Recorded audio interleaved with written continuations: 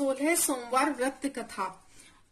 मृत्यु लोक में भ्रमण करने की इच्छा करके एक समय श्री भूतनाथ भगवान महादेव जी माता पार्वती के साथ पधारे।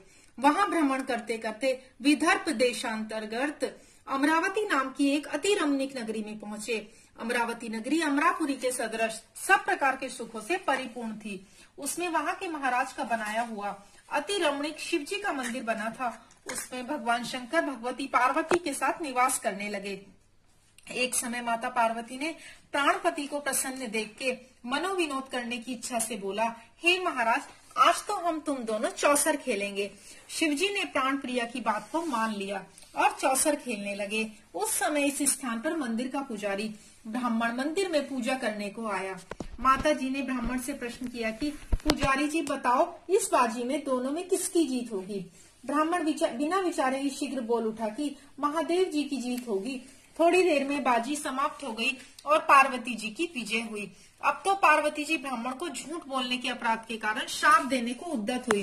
तब महादेव जी ने पार्वती जी को बहुत समझाया, परंतु उन्होंने ब्राह्मण को कोढ़ी होने का श्राप दे दिया। कुछ समय बाद पार्वती जी के शापवश पुजारी के शरीर में कोढ़ पैदा हो गया। इस कारण पुजारी अनेक प्रकार से दुखी रहने लगा। इस तरह के कष्ट भोगते हुए जब बहुत दिन हो गए तो देवलोक की अप्सराएं शिव जी की पूजा करने उसी मंदिर में पधारी और पुजारी के कोढ़ के कष्ट को देख बड़े दया भाव से उससे रोगी होने का कारण पूछने लगी। पुजारी ने निसंकोच सब बातें उनसे कह दी। वे अप्सराएं बोली, हे पुजारी, अब तुम अधिक दुखी मत होना। भगवान शिव जी तुम्हारे कष्ट को दूर कर देंगे। तुम सब बातों में श्रेष्ठ 16 सोमवार का व्रत भक्ति भाव से किया करो। पुजारी जी अप्सराओं से हाथ जोड़कर विनम्र भाव से 16 सोमवार व्रत की विधि पूछने लगा। अप्सराएं बोली कि जिस दिन सोमवार हो उस दिन भक्ति के साथ व्रत करें, स्वच्छ वस्त्र पहने, आधा सेर गेहूं का आटा ले, उसके 3 अंग बनावे और घी गुड़ दीप नैवेद्य फल बेल पत्र जनेऊ जोड़ा चंदन अक्षत पुष्प आदि के द्वारा प्रदोष काल में भगवान शंकर का विधि से पूजन करें। तत्पश्चात उन 3 भाग में से 1 भाग शिव जी को अर्पण करें और बाकी 2 को शिव जी की प्रसादी समझकर उपस्थित जनों में बांट दें और आप भी प्रसाद पावें। इस विधि से 16 सोमवार तक व्रत करें। तत्पश्चात 17वें सोमवार के दिन पाव सेर पवित्र गेहूं के आटे की बाटी बनाएं। तद अनुसार घी और गुड़ मिलाकर चूरमा बनावें और शिव जी को भोग लगाकर उपस्थित भक्तों में बांटे। पीछे आप सकुटुंब प्रसादी ले तो भगवान शिव जी की कृपा से आपके मनोरथ पूर्ण हो जाएंगे।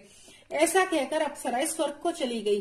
ब्राह्मण ने यथाविधि 16 सोमवार व्रत किया तथा भगवान शिव जी की कृपा से रोग मुक्त होकर आनंद से रहने लगा।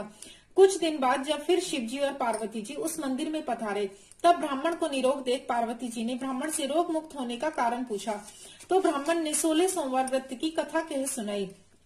तब तो पार्वती जी ने अति प्रसन्न हो ब्राह्मण से व्रत की विधि पूछकर व्रत करने को तैयार हुई। व्रत करने के बाद उनकी मनोकामना पूर्ण हुई तथा उनके रूठे पुत्र स्वामी कार्तिकेय स्वयं माता के आज्ञाकारी हुए।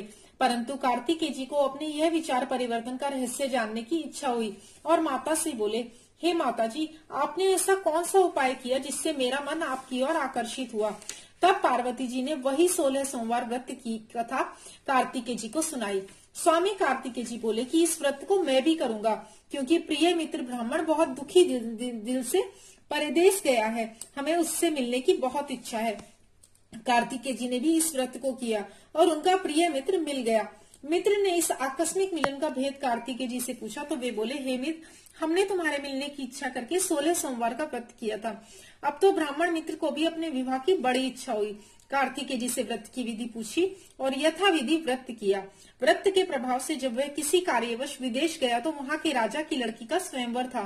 राजा ने प्रण किया था कि जिस राजकुमार के गले में सब प्रकार श्रृंगारित हथनी माला डालेगी, मैं उसी के साथ अपनी प्यारी पुत्री का विवाह कर दूंगा। शिव जी की कृपा से ब्राह्मण भी स्वयंवर देखने की इच्छा से राजसभा में एक और बैठ गया। नियत समय पर हथनी आई और उसने जयमाला उस ब्राह्मण के गले में डाल दी।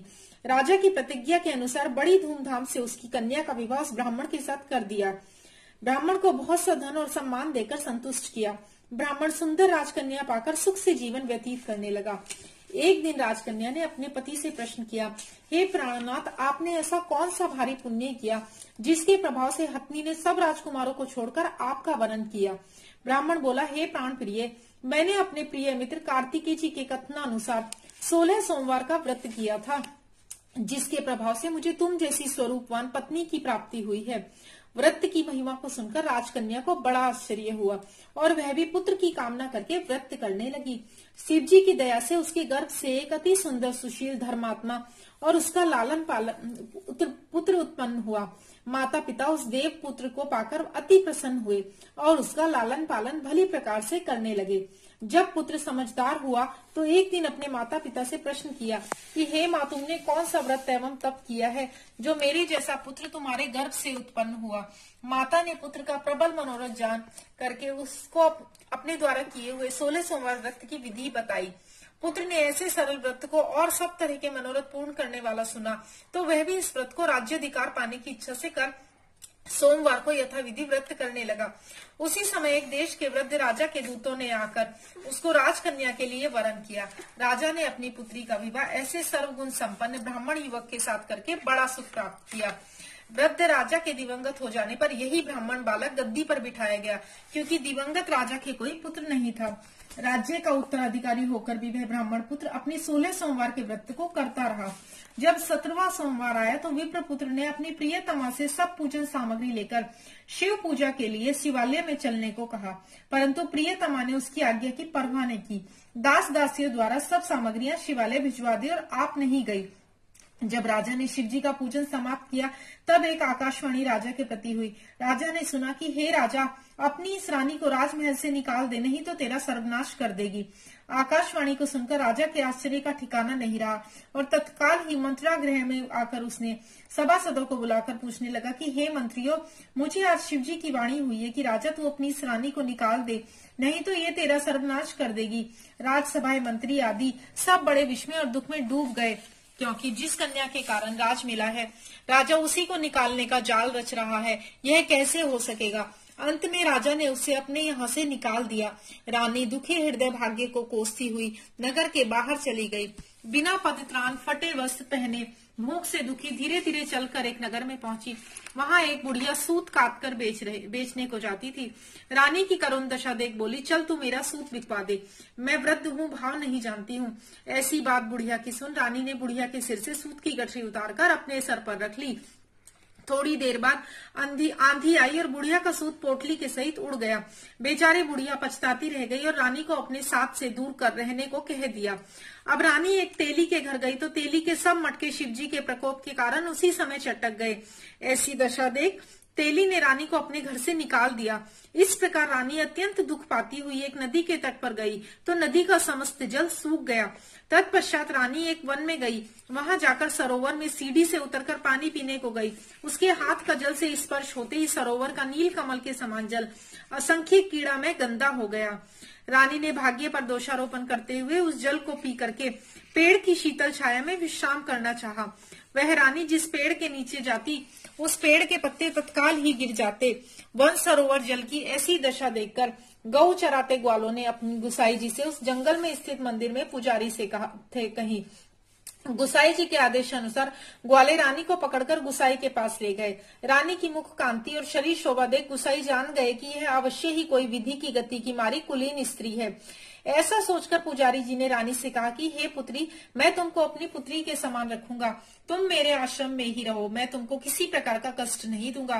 गुसाई के ऐसे वचन सुनकर रानी को धीरज हुआ और वह आश्रम में रहने लगी। परंतु आश्रम में रानी जो भोजन बनाती उसमें कीड़े पड़ जाते और जो जल भर के लाती उसमें भी कीड़े पड़ जाते। अब तो गुसाई जी भी दुखी हुए रानी से बोले कि हे बेटी, तुम्हारे ऊपर कौन सी देवता का कोप है जिससे तुम्हारी ऐसी दशा हुई है। पुजारी की बात सुन रानी ने शिवजी महाराज के पूजन का बहिष्कार करने की कथा सुनाई। तो पुजारी शिवजी महाराज की अनेक प्रकार से स्तुति करते हुए रानी से बोले कि देवी, तुम सब मनोरथ के पूर्ण करने वाले 16 सोमवार के व्रत करो, उसके प्रभाव से अपने कष्ट से मुक्त हो सकोगी। गुसाई की बात सुनकर रानी ने 16 सोमवार व्रत को विधिवत संपन्न किया और 17वें सोमवार को पूजन के प्रभाव से राजा के हृदय में विचार उत्पन्न हुआ कि रानी को गए बहुत समय व्यतीत हो गया है, न जाने कहां कहां भटकती होगी, ढूंढना चाहिए। यह सोच रानी को तलाश करने के लिए चारों दिशाओं में दूत भेजे। वे दूत रानी को देखते हुए पुजारी के आश्रम में पहुंचे। वहां रानी को पाकर पुजारी से रानी को मांगने लगे, परंतु पुजारी ने उनसे मना कर दिया। तो दूत चुपचाप लौटे और आकर महाराज के सम्मुख रानी का पता बतलाया। रानी का पता पाकर राजा स्वयं पुजारी के आश्रम में गए और पुजारी से प्रार्थना करने लगे कि महाराज, जो देवी जी आपके आश्रम में रहती हैं वह मेरी पत्नी है। शिव जी के कोप से मैंने इनको त्याग दिया था। अब इस पर से शिव का प्रकोप शांत हो गया है, इसलिए मैं इन्हें लेने आया हूँ। आप इनको मेरे साथ जाने की आज्ञा दे दीजिए। गुसाई जी ने राजा के वचन को सत्य समझकर रानी को राजा के साथ जाने की आज्ञा दे दी। गुसाई की आज्ञा पाकर रानी प्रसन्न होकर राजा के साथ महल में आई। नगर में अनेक प्रकार के बधावे बजने लगे। नगर निवासियों ने नगर के दरवाजे तथा नगर को तोरण बंधनवारों से विविध विविध रूपों से सजाया। घर घर में मंगल गान होने लगे। पंडितों ने विविध वेद मंत्र का उच्चारण करके अपनी राजरानी का स्वागत किया। ऐसी अवस्था में रानी ने पुनः अपनी राजधानी में प्रवेश किया। महाराज ने अनेक प्रकार से ब्राह्मणों को दान आदि देकर संतुष्ट किया। याचकों को धन धान्य दिया। नगरी में स्थान स्थान पर सदाव्रत खुलवाए, जहाँ भूखे लोगों को भोजन मिलता था।